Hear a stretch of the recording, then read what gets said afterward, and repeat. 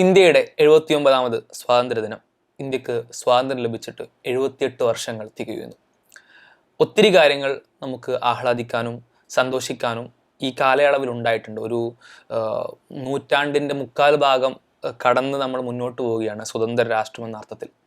ഒപ്പം തന്നെ ചില കാര്യങ്ങളിൽ നമ്മൾ ഖേദിക്കുകയും തിരുത്തുകയും നമ്മൾ അപകട സാധ്യത കാണുകയും ചെയ്യുന്ന അനേകം കാര്യങ്ങളും മറുഭാഗത്തുണ്ട്. എങ്ങനെയാണ് നമ്മൾ ഈ ഇത്രയും കാലത്തെ സ്മരിച്ചെടുക്കുക, അല്ലെങ്കിൽ ഒന്നൊന്ന് ചുരുക്കി മനസ്സിലാക്കുന്ന സമയത്ത്? ഒരുപാട് മേഖലകളിൽ ഉയർച്ച ഇന്ത്യ എന്നുള്ള രാജ്യത്തിനുണ്ടായിട്ടുണ്ട്. നമ്മൾ അങ്ങനെ ഒരു ഉയർച്ചയെക്കുറിച്ച് അറിയണമെങ്കിൽ തൊട്ടടുത്ത് അതേ വർഷം തന്നെ സ്വാതന്ത്ര്യം ലഭിച്ചിട്ടുള്ള രാജ്യത്തെക്കുറിച്ച് ആലോചിച്ച് നോക്കിയാൽ മതി. പാകിസ്ഥാൻ അതേ വർഷം തന്നെ സ്വാതന്ത്ര്യം ലഭിച്ചിട്ടുള്ള രാഷ്ട്രമാണ്.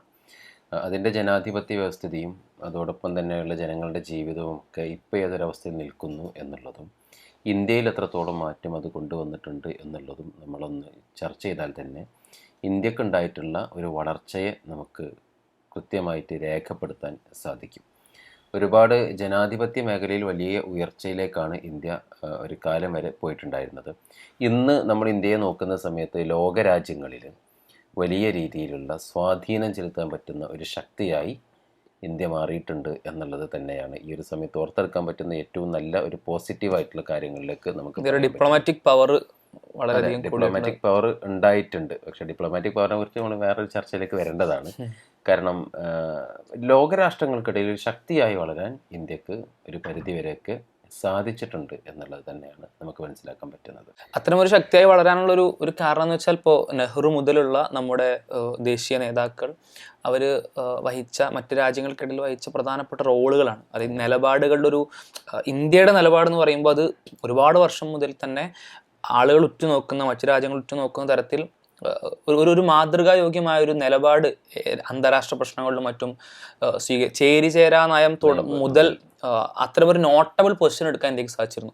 പക്ഷെ അത് റീസെൻ്റായിട്ട് കുറച്ച് വർഷങ്ങളായിട്ട് അതിൽ ചെറിയ വിള്ളലുകളൊക്കെ നമുക്ക് കാണാനും കഴിയും. ചേരിചേരാ നയത്തിലൊക്കെ എത്ര ബ്യൂട്ടിഫുൾ ആയിട്ട് ഇന്ത്യയുടെ പെട്ടതെന്ന് നോക്കുമ്പോൾ അതും ഇതും തമ്മിൽ കമ്പയർ ചെയ്യുമ്പോൾ ചില വിഷയങ്ങളിൽ അനാവശ്യമായ പക്ഷം പിടിക്കലുകളും അനാവശ്യമായ പുകഴ്ത്തലുകളും അനാവശ്യമായ ചില ഒരു ഭരണാധികാരികളുടെ അടുത്തു നിന്നുള്ള പഴികേൽക്കലുകളും, ഇപ്പോൾ ഈ അടുത്ത് ട്രംപിൻ്റെ ഒപ്പം നമ്മുടെ രാജ്യത്തെ ഉന്നതമായിട്ടുള്ളൊരു പദവിയിലിരിക്കുന്ന പ്രധാനമന്ത്രി പോയി ട്രംപ് ഒരു അധിക്ഷേപ സ്വരത്തിലും ഒരു കളിയാക്കലുകളും അതേപോലെ തന്നെ ആക്ഷേപങ്ങളും ഒക്കെ അടങ്ങിയ ഒരു സ്വരത്തിലൊക്കെ പെരുമാറുമ്പോഴും അവിടെ മറുപടിയോ മറുവാക്കോ പറയാൻ പറ്റാതിരിക്കുന്ന ഒരു നിസ്സഹായ അവസ്ഥയൊക്കെ നമ്മൾ കണ്ടു കഴിഞ്ഞാണ്. പക്ഷെ എങ്കിൽ പോലും ഇന്ത്യയുടെ ഒരു പദവി അത് പെട്ടെന്ന് തകർക്കാൻ പറ്റുന്നൊന്നുമല്ല. അത്രയും വർഷം പ്രയത്നിച്ചുകൊണ്ട് ഉണ്ടാക്കിയെടുത്താണല്ലോ. ആ ഒരു പദവി ഇപ്പോഴും ശക്തിയായിട്ട് തന്നെ നിലനിൽക്കുന്നുണ്ട് എന്നുള്ളതാണ് നമ്മൾ മനസ്സിലാക്കേണ്ടത്. ചരിത്രത്തിൽ ഒരുപാട് ഇന്ത്യ സ്വാതന്ത്ര്യം ലഭിച്ച സമയം മുതലുള്ള ഇങ്ങോട്ടുള്ള ചരിത്രം നമ്മളെടുത്ത് പരിശോധിക്കുമ്പോൾ ഒരുപാട് രാജ്യങ്ങൾക്ക് വന്നിട്ടുള്ള പലതരത്തിലുള്ള പ്രയാസങ്ങളുണ്ട്. പക്ഷെ അത്തരത്തിലുള്ള പ്രയാസം വരാതെ നോക്കാനും, അങ്ങനെ ഒരു പ്രയാസം വന്നിട്ടുണ്ടെങ്കിൽ ഇപ്പോൾ സാമ്പത്തിക മാന്ദ്യം എടുത്ത് നോക്കുക. സാമ്പത്തിക മാന്ദ്യത്തിൻ്റെ സമയത്ത് ഒരുപാട് രാജ്യങ്ങൾക്ക് വളരെ വലിയ രീതിയിലുള്ള പ്രയാസങ്ങൾ അതുപോലെ ഉണ്ടായിട്ടുണ്ടായിരുന്നു. പക്ഷേ ഇന്ത്യ അതിനെ മറികടന്നിട്ടുണ്ട്. കാരണം ഇന്ത്യ അതിനെ മറികടന്നു. മൻമോഹൻ സിംഗിൻ്റെ ഒരു കാലഘട്ടത്തിലാണല്ലോ അങ്ങനത്തെ ഒരു സംഭവം നടക്കുന്നത്. ഇങ്ങനെയുള്ള എല്ലാ പ്രതിസന്ധികളെയും മറികടന്ന് മുമ്പോട്ട് പോകാനും ഇന്ത്യക്ക് സാധിച്ചിട്ടുണ്ട്. ആ ഗ്രേറ്റ് ഡിപ്രഷന്റെ സമയത്ത് അമേരിക്ക അടക്കമുള്ള രാജ്യങ്ങൾ, സാമ്പത്തികമായി ഭദ്രമായിരുന്ന, ലോകത്തിന്റെ സാമ്പത്തിക ശക്തിയെ നിയന്ത്രിച്ചിരുന്ന അത്തരം രാജ്യങ്ങൾ പോലും പ്രയാസകരമായിട്ടുള്ള അവസ്ഥയിലേക്ക് പോയ സമയത്ത് ആ മൻമോഹൻ സിംഗ് എന്ന് പറയുന്ന സാമ്പത്തികമായിട്ടുള്ള വിഷയത്തിൽ എക്സ്പേർട്ട് ആയിട്ടുള്ള ഒരു ഭരണകർത്താവിൻ്റെ വളരെ സൈലന്റ് ആയിട്ടുള്ള മനോഹരമായ ഒരു നേതൃത്വവും അതിൻ്റെ എക്സിക്യൂഷനും നമുക്ക് കാണാൻ കഴിഞ്ഞു. അത്തരം ഒരുപാട് വിഷയങ്ങളിൽ ഇന്ത്യ ഒരു മാതൃകായോഗ്യമായ തരത്തിൽ വളരെ സ്ട്രോങ് രാജ്യമായിട്ട് നിലനിന്നിട്ടുണ്ടെന്നുള്ളതാണ്. പക്ഷെ പലപ്പോഴും ഉള്ളൊരു പ്രശ്നം എന്താണെന്ന് വെച്ച് കഴിഞ്ഞാൽ ചരിത്രത്തെ മറയ്ക്കുന്നതിലുമൊക്കെ ശ്രദ്ധ ചെലുത്തുന്ന സാഹചര്യത്തിലേക്ക് ഇന്ന് റീസെൻ്റായിട്ട് പോയിക്കൊണ്ടിരിക്കുകയാണ്. അപ്പോൾ ഇന്ത്യയുടെ സ്വാതന്ത്ര്യ ദിനത്തിൻ്റെ ഒരു സ്വാതന്ത്ര്യ ദിനം ആഘോഷിക്കുന്ന വേളയിൽ നമ്മൾ എല്ലാ സന്ദർഭങ്ങളിലും പറയാറുള്ളത് ആ സ്വാതന്ത്ര്യത്തിന് വേണ്ടിയിട്ട് പോരാടിയിട്ടുള്ള ജീവൻ കൊടുത്ത, ജീവിതം കൊടുത്ത മഹാന്മാരെ കുറിച്ചാണ്. മുമ്പ് കാലഘട്ടങ്ങളിൽ അവർക്കിടയിൽ ഒരു ഡിസ്ക്രിമിനേഷൻ ഉണ്ടായിരുന്നില്ല. ചില ആളുകളെ മറച്ചു വെക്കണമെന്നും ചില ആളുകളെ പുകഴ്ത്തണമെന്നും അങ്ങനെയൊന്നും ഉണ്ടായിരുന്നില്ല. എല്ലാവരും ഒരുപോലെ ഈ ഒരു മേഖലയിൽ പ്രവർത്തിച്ചവരായിരുന്നുവെന്നും എല്ലാവരും ബഹുമാനിക്കപ്പെടേണ്ടതാണെന്നും എല്ലാവരും ഒരേ രീതിയിൽ ഒരു സ്വാതന്ത്ര്യ സമര സേനാനികൾ എന്നുള്ള രീതിയിൽ ഓർക്കപ്പെടേണ്ടതാണ് എന്നുള്ളൊരു ചിന്ത ഉണ്ടായിരുന്നു. പക്ഷെ സമീപ കാലഘട്ടങ്ങളിലായി നമ്മൾ നോക്കുന്ന സമയത്ത് ടെക്സ്റ്റ് ബുക്കുകളിൽ നിന്ന് അതോടൊപ്പം തന്നെ ചിലരുടെ സംസാരങ്ങളിൽ നിന്ന് ഒക്കെ ചില വ്യക്തികൾ പതിയെ പതിയെ പതിയെ എന്താണ് വിസ്മൃതിയിലേക്ക് ആണ്ടുപോകുന്ന ചില കാഴ്ചകൾ നമ്മൾ ഈ ഒരു സന്ദർഭത്തിൽ കാണുന്നുണ്ട്. ഇത് യഥാർത്ഥത്തിൽ നല്ലൊരു ട്രെൻഡായിട്ടല്ല നമ്മളിതിനെ മനസ്സിലാക്കേണ്ടത്. അതിൽ ഇപ്പോൾ നമ്മുടെ കേരളവുമായിട്ട് ബന്ധപ്പെട്ട് നോക്കുമ്പോൾ മലബാർ സമരവുമായിട്ട് ബന്ധപ്പെട്ട ഒരുപാട് പോരാളികളുടെ പേരുകൾ വെട്ടപ്പെട്ടു. അതേപോലെ തന്നെ ഈവൻ അബുൽ കലാം ആസാദിന്റെ പോലും, ഇന്ത്യയുടെ ആദ്യത്തെ വിദ്യാഭ്യാസ മന്ത്രിയാണെന്ന് പറയുമ്പോൾ നമ്മൾ മനസ്സിലാക്കണം, സ്വാതന്ത്ര്യം കിട്ടുന്നതിന് തൊട്ട് മുമ്പ് വരെ അതിനെ നയിച്ച, സ്വാതന്ത്ര്യ സമരത്തെ നയിച്ച ഇന്ത്യൻ നാഷണൽ കോൺഗ്രസിന്റെ സംസ്ഥാന പ്രസിഡന്റ് ആയിരുന്നു. അഥവാ ആ പാർട്ടിയുടെ ദേശീയ പ്രസിഡന്റ്, ടോപ്പ് മോസ്റ്റ് പോസ്റ്റിലിരുന്ന ഏറ്റവും വലിയ ലീഡറായിരുന്ന അബുൽ കലാം ആസാദിന്റെ പേര് പോലും ചില ടെക്സ്റ്റ് ബുക്കുകളുടെ ചില ഭാഗങ്ങളിൽ നിന്ന് വെട്ടപ്പെടുന്നുവെങ്കിൽ അത് നമ്മൾ വളരെ സില്ലി ആയിട്ടുള്ള വിഷയമായിട്ട് കാണേണ്ട ഒരു സാഹചര്യമില്ല. എന്തുകൊണ്ടെന്ന് വെച്ചാൽ 79 വർഷം എന്ന് പറയുമ്പോൾ, ഇപ്പോൾ നമ്മൾ നേരത്തെ സൂചിപ്പിച്ചു, ഇന്ത്യ എന്ന് പറയുന്നത് മറ്റു പല രാജ്യങ്ങളെയും പോലെ സ്വാതന്ത്ര്യത്തിൻ്റെതായിട്ടുള്ള പ്രിവിലേജുകളെ നശിപ്പിച്ചു കളഞ്ഞ ഒരു രാജ്യമല്ല, അത് നല്ല രീതിയിൽ ഹോൾഡ് ചെയ്ത രാജ്യമാണ്. പക്ഷെ അത് ചില ആളുകളുടെ കയ്യിലേക്ക് എത്തുന്ന സമയത്ത് അവരുടെ തെറ്റായിട്ടുള്ള ലക്ഷ്യങ്ങളോ അല്ലെങ്കിൽ സ്വാതന്ത്ര്യം ഒരുപാട് നാൾ അനുഭവിച്ചതിൻ്റെ ഒരു തെറ്റായ ഒരു നല്ലതല്ലാത്തൊരു ശീലമോ നല്ലതല്ലാത്ത ലക്ഷ്യങ്ങളോ ഒക്കെ ആയിരിക്കാം. അവർ എന്ത് ചെയ്യുന്നു, ഈ സ്വാതന്ത്ര്യം എന്ന് പറയുന്ന അല്ലെങ്കിൽ സമാധാനപരമായിട്ടുള്ള രാജ്യത്തിൻ്റെ അവസ്ഥ എന്ന് പറയുന്ന ഒരു കാര്യത്തിനെ തീരെ വില കൊടുക്കാതെ ചില പ്രത്യേക താല്പര്യങ്ങളിലേക്ക് അതിനെ കൊണ്ടുപോകുന്നു എന്നുള്ളതാണ് കാണാൻ കഴിയുന്നത്. അതിൻ്റെ പരിണിതിയാണ് ഒരു നിലക്കും എന്താ പറയുക, രാജ്യത്തിന് വേണ്ടിയിട്ടുള്ള പ്രയത്നം നമുക്ക് കുറച്ച് കാണിക്കാനോ മറക്കാനോ പറ്റാത്ത വിധമുള്ള ആളുകളെ പോലും ഇത്തരത്തിൽ പേരുകൾ വെട്ടിമാറ്റിയും ഒഴിവാക്കിയും ഉള്ള അവഗണനകൾ. രണ്ടാമതൊന്ന്, ജനാധിപത്യത്തിന് സംഭവിച്ചിട്ടുള്ള കോട്ടം തട്ടിയെന്നൊന്നും പറയുന്നില്ല, പക്ഷേ ജനാധിപത്യം എന്നുള്ളൊരു സംവിധാനത്തെ മറ്റൊരു രീതിയിൽ ഉപയോഗപ്പെടുത്തുകയും അതിൻ്റെ ഒരു ചീത്ത വശത്തിലേക്ക് കൊണ്ടുപോകാനുള്ള ചില ശ്രമങ്ങളും പല ഭാഗത്തുനിന്ന് നമുക്ക് കാണാൻ പറ്റും. പേരുകളൊന്നും പറയേണ്ട ആവശ്യമില്ല, പല ഭാഗത്തുനിന്ന് നമുക്ക് കാണാൻ സാധിക്കും. ഒരു വിഭാഗം ആളുകൾ അരികവൽക്കരിക്കപ്പെടുന്നു. ഈ അടുത്ത കാലത്ത് പോലും ആളുകൾ പറയുന്ന വളരെ പ്രധാനപ്പെട്ട ആരോപണങ്ങളിലൊന്ന്, പ്രശ്നങ്ങളിലൊന്ന്, ആളുകൾ തമ്മിലുള്ള അന്തരം വർദ്ധിക്കുന്നു എന്നുള്ളതാണ്. ധനികനും അതേപോലെ തന്നെ ദരിദ്രനും തമ്മിലുള്ള അന്തരം വർദ്ധിക്കുന്നു എന്നുള്ള ഒരു കാഴ്ച നമുക്ക് കാണാൻ സാധിക്കുന്നുണ്ട്. മറ്റൊന്ന്, ഇന്ന് ജയിലിൽ കിടക്കുന്ന ആളുകളുടെ എണ്ണം നമ്മൾ എടുത്തു നോക്കുകയാണെങ്കിൽ അത് വിചാരണ തടവുകാരാണ് 50%-ലധികവും അങ്ങനെ കിടക്കുന്നത് എന്നുള്ളതാണ്. വലിയൊരു കാലഘട്ടം അവർക്ക് അങ്ങനെ കിടക്കേണ്ട സാഹചര്യം വരുന്നുണ്ട്. ഒരു ജനാധിപത്യ രാജ്യത്തിൽ ഇത് ഒരിക്കലും ചേർന്നതല്ല. അതായത് ഇങ്ങനെ ഒരു വിചാരണയില്ലാതെ കൃത്യമായ രീതിയിലുള്ള കുറ്റം ആരോപിക്കപ്പെട്ടു എന്നുള്ളത് കൊണ്ട് മാത്രം ഒരുപാട് ആളുകൾ ജയിലിൽ കിടക്കുന്ന ഒരു സാഹചര്യം, ഇതൊക്കെ ഒരു ജനാധിപത്യ രാജ്യത്തിന് ചേർന്നതല്ല. ഏറ്റവും പുതിയത് നമ്മൾ മനസ്സിലാക്കുമ്പോൾ, നമ്മൾ കഴിഞ്ഞ ദിവസം ചർച്ച ചെയ്തതുപോലെ, ഒരു ജനാധിപത്യ രാജ്യത്തിൻ്റെ ഏറ്റവും പ്രധാനപ്പെട്ട മാർഗങ്ങളിലൊന്നാണ്, അടിസ്ഥാനങ്ങളിലൊന്നാണ് വോട്ടവകാശം എന്നുള്ളത്. ആ ഭാഗം പോലും വിശ്വാസ്യതയില്ലാതെയാകുന്ന അല്ലെങ്കിൽ അതിനെതിരെ പോലും ആരോപണങ്ങൾ ഉന്നയിക്കപ്പെടുന്ന ഒരു സാഹചര്യം കൂടി 79ാമത് സ്വാതന്ത്ര്യ ദിനത്തിലേക്ക് എത്തിച്ചേരുന്ന സമയത്ത് ഇന്ത്യ നേരിടുന്നുണ്ട് എന്നുള്ളത് ഒരു സത്യം തന്നെയാണ്. ഈ സ്വാതന്ത്ര്യദിനവുമായി ബന്ധപ്പെട്ട് ഒരു മാസം പിന്നിലേക്ക് എടുക്കുന്ന സമയത്ത് ഇന്ത്യയിലുണ്ടായ ഏറ്റവും മേജർ ഇവൻ്റാണ് രാഹുൽ ഗാന്ധിയുടെ രാഹുൽ ഗാന്ധിക്ക് വിവരാവകാശ രേഖ പ്രകാരം ലഭിച്ച ഒരു തെരഞ്ഞെടുപ്പ് കമ്മീഷൻ്റെ ഡാറ്റ. ആ ഡാറ്റയിൽ നിന്ന് അദ്ദേഹം കണ്ടെത്തി പുറത്തേക്ക് വിട്ട അതിഭയാനകരമായ മഹാവിസ്ഫോടനം ഉണ്ടാക്കാൻ അത്രത്തോളം പ്രാധാന്യമുള്ള ഇൻഫർമേഷൻസ്. ആ ഇൻഫർമേഷൻ ജനങ്ങളുടെ മനസ്സിൽ ഒറ്റ രീതിയിൽ മാത്രമാണ് തറച്ചു കിടക്കുന്നത്. ഞങ്ങൾ വോട്ട് ചെയ്യുന്ന ആളുകളല്ല ഇവിടെ വിജയിക്കുന്നത്, മറിച്ച് അവിടെ ചില ആളുകളുടെ മാനിപ്പുലേഷനുകൾ ഞങ്ങളുടെ വോട്ടിന് മുകളിൽ കയറി ചില ആളുകളെ ജയിപ്പിക്കുന്നുണ്ട്. ഈ ഒരു ചിന്ത സ്വാഭാവികമായിട്ടും ജനാധിപത്യമോ അല്ലെങ്കിൽ സമാധാനമോ ഉള്ള ഒരു രാജ്യത്തിനൊരു നിലക്കും ഭൂഷണമല്ല എന്നുള്ളതാണ്. അതേപോലെ ഇവിടെ പറഞ്ഞ വിചാരണ തടവുകാരുടെ വിഷയം, അത് രണ്ട് തരത്തിലത് പ്രശ്നമാകുന്നുണ്ട്. ഒന്ന് സിസ്റ്റം ഫെയിലിയറാണ്. സിസ്റ്റം എന്ത് ചെയ്യുന്നില്ല, വിചാരണ വേണ്ട വിധം സമയത്ത് പൂർത്തീകരിക്കുന്നില്ല. സുപ്രീം കോടതി തന്നെ ഒന്നിലധികം തവണ ഇതിനെ വിമർശിച്ചാണ് അല്ലെങ്കിൽ അതിനെപ്പറ്റി അപലപിച്ചതാണ്. ഒന്ന് സിസ്റ്റം ഫെയിലിയർ ആണെങ്കിൽ, രണ്ടാമത്തത് വളരെ ആസൂത്രിതമായ ചില ആളുകളെ, ഇവർക്കെതിരെ കേസ് എന്തായാലും ഞങ്ങൾക്ക് തെളിയിക്കാൻ കഴിയില്ല, പക്ഷെ ഇവരെന്ത് ചെയ്യണം, കേസ് തെളിയിക്കാനുള്ള സമയം കൂട്ടി, അതിനുള്ള സമയം വൈകിപ്പിച്ച് ഇവർ അത്രയും കാലം ജയിലിൽ കടത്തണമെന്ന നിക്ഷിപ്തമായ താല്പര്യത്തോടു കൂടി ചെയ്യുന്ന ആളുകൾ. ഇപ്പോൾ മഅ്ദനി അടക്കമുള്ള ഒരുപാട് ഉദാഹരണങ്ങൾ നമുക്കതിന് കാണാൻ കഴിയും. ഈ സിദ്ദീഖാപ്പനെ പോലെ ഒരുപാട് ഉദാഹരണങ്ങൾ നമുക്ക് പുറത്തേക്ക് ഇറങ്ങിയ ആളുകളെ കാണാൻ കഴിയും. ഇപ്പോഴും ജയിലകങ്ങളിൽ കിടക്കുന്ന അനേകം ആളുകൾ. അത്തരം ഉദാഹരണങ്ങൾ എടുത്താൽ അത് തീരില്ല എന്നുള്ളതാണ്. അത്രയും ഉദാഹരണങ്ങൾ അതിനുണ്ട്. ഇത് ഇപ്പോൾ ഒരാളെ ഒരു പ്രത്യേക കേസിൽ അറസ്റ്റ് ചെയ്യുക, ഒരു 25,000-30,000 പേജിലുള്ള കുറ്റപത്രം കൊടുക്കുക. ആ കുറ്റപത്രം സ്വാഭാവികമായിട്ടും കോടതിക്ക് പഠിക്കാനും വക്കീലുമാർക്ക് പഠിക്കാനും ഇതുമായിട്ട് ബന്ധപ്പെട്ട വാദങ്ങൾ നടന്ന് തീരാനും അത്രയും സമയം എടുക്കും.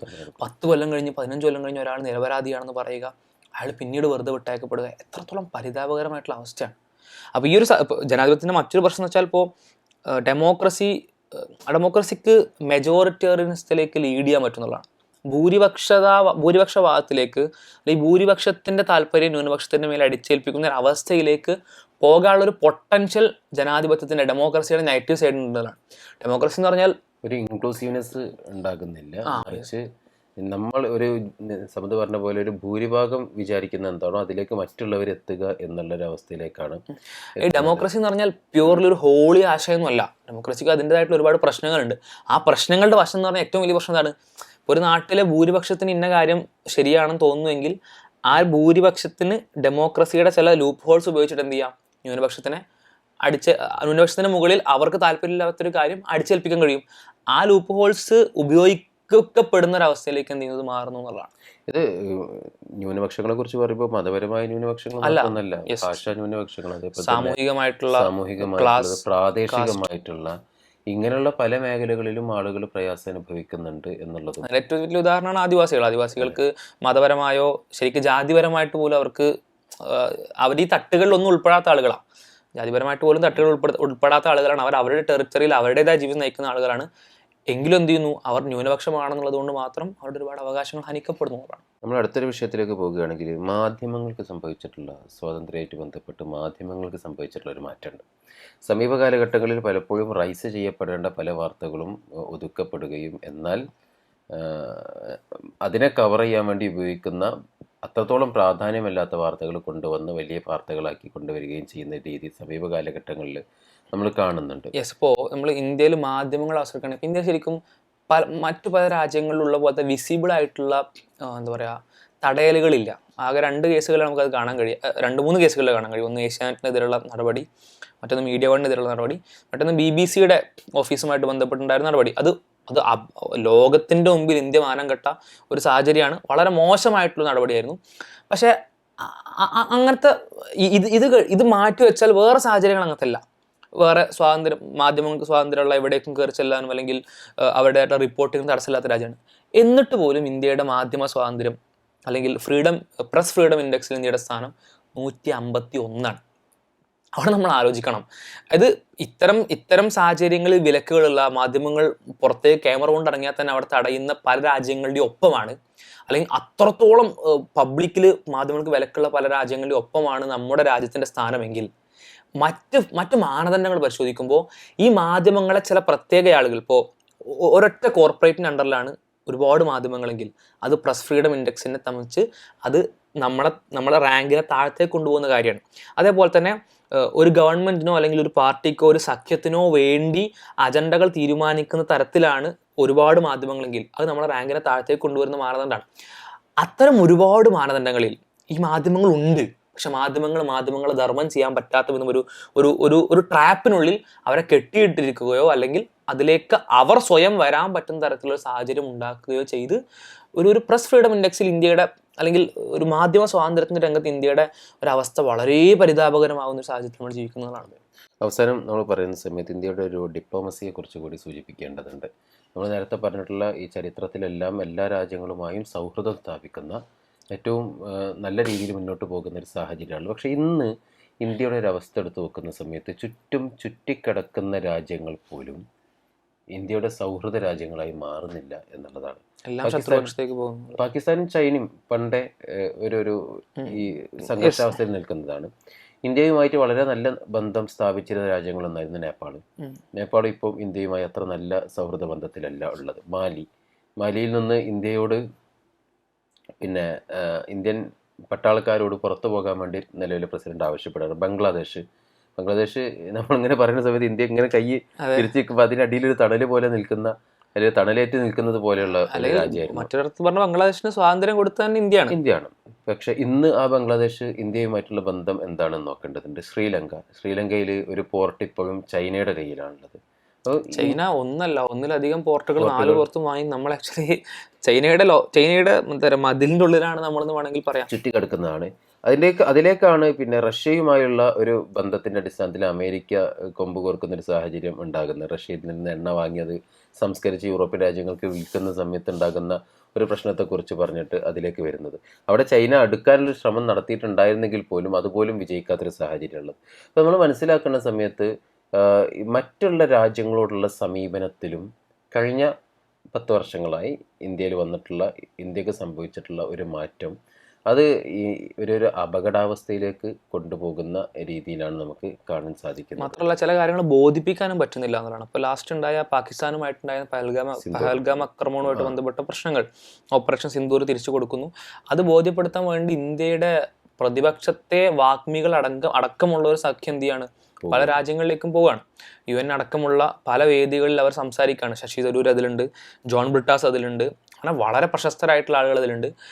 എന്നിട്ട് ഇത്രയും എഫേർട്ട് എടുത്ത് പ്രതിപക്ഷ ആളുകളെ പോലും ഉൾപ്പെടുത്തി പോയി എഫേർട്ട് എടുത്ത് ചെയ്തിട്ടും UN ഇന്ത്യയെ അനുകൂലിക്കുന്ന തരത്തിലേക്ക് രാജ്യങ്ങൾ മാറുന്നില്ല. അതിനുശേഷം ഈ തീവ്രവാദ വിരുദ്ധ ഇതിലേക്ക് മേലേക്ക് പാകിസ്ഥാന്റെ ആളുകൾ, അതായത് UN തീവ്രവാദ വിരുദ്ധ പ്രവർത്തനങ്ങൾക്ക് വേണ്ടിയിട്ടുള്ള സമിതിയുടെ അധ്യക്ഷ സ്ഥാനത്ത് പാകിസ്ഥാൻ ഇന്ത്യയുടെ ഈ ടീം പോയി പല രാജ്യങ്ങളെയും സമീപിച്ചതിന് ശേഷമാണ് പാകിസ്ഥാന്റെ പ്രതിനിധിയെ അതിന്റെ തലപ്പത്തേക്ക് കൊണ്ടുവരുന്നത്. അത്ര പരിഗണന ഇന്ത്യക്ക് കൊടുക്കുന്നുള്ളൂ എന്നുള്ള ഒരു പ്രശ്നമാണ്. ആ ഒരു സാഹചര്യത്തിലേക്ക് ഇന്ത്യ എത്തുന്നു എന്നുള്ളതാണ്. ഇതിനെ മാറ്റേണ്ടത് ജനങ്ങളൊക്കെ തന്നെയാണ്. അതായത് ഇന്ത്യയെക്കുറിച്ചുള്ളൊരു ധാരണ ഉണ്ടാവുകയും അത് ലോകരാജ്യങ്ങളെ അറിയിക്കുകയും ചെയ്യുന്നത് ഡിപ്ലോമസി എന്നുള്ളതിനപ്പുറത്തേക്ക് മറ്റുള്ള മാർഗങ്ങൾ കൂടി അവിടെ സ്വീകരിക്കപ്പെടേണ്ടതുണ്ടാകും. ഏത് മാർഗം എന്നുള്ളത് വേറൊരു രീതിയിൽ നമ്മൾ മനസ്സിലാക്കേണ്ടതാണ്. അപ്പോൾ ഇങ്ങനെ ചുറ്റും ഏറ്റവും നല്ല രീതിയിൽ ഡെവലപ്ഡ് ആയിട്ട് നിൽക്കുന്ന ഒരു സാഹചര്യം ഉണ്ടായിരിക്കെ തന്നെ പലതരത്തിലുള്ള വെല്ലുവിളികളും ഈ 2025 സ്വാതന്ത്ര്യദിനം നമ്മൾ ആഘോഷിക്കുന്ന വേളയിൽ ഇന്ത്യക്ക് നേരിടേണ്ടി വരുന്നുണ്ട് എന്നുള്ളതാണ്. ഇതിനെ മറികടക്കാൻ പറ്റുന്ന രീതിയിലേക്ക് നിർബന്ധമായും മാറേണ്ടതുണ്ട് എന്നുള്ളതാണ് ഈ ഒരു സമയത്ത് തോന്നുന്നത്, അവസാനിപ്പിക്കാൻ തോന്നുന്നു. 79ാം സ്വാതന്ത്ര്യ ദിനം ആഘോഷിക്കുന്ന വേളയിൽ ഇന്ത്യയിൽ സംഭവിച്ചിട്ടുള്ള സംഭവങ്ങളെയും ഇനി അങ്ങോട്ട് ഇന്ത്യക്ക് മുന്നോട്ട് പോകുന്ന സമയത്ത് നേരിടേണ്ട വെല്ലുവിളികളെക്കുറിച്ചുമാണ് നമ്മൾ ചർച്ച ചെയ്തിട്ടുള്ളത്. ജനാധിപത്യ വിശ്വാസികൾ എന്നുള്ള രീതിയിൽ, ഒരു ഇന്ത്യൻ പൗരൻ എന്നുള്ള രീതിയിൽ ഏറ്റവും നല്ല രീതിയിൽ നമ്മുടെ രാജ്യത്തിൻ്റെ വളർച്ച കാണുവാനും ആ വളർച്ചയ്ക്ക് വേണ്ടി പ്രവർത്തിക്കുവാനും നമുക്ക് സാധിക്കേണ്ടതുണ്ട്. അങ്ങനെ ആശംസിച്ചുകൊണ്ട് ഈ ഒരു ചർച്ച ഇവിടെ അവസാനിക്കുകയാണ്.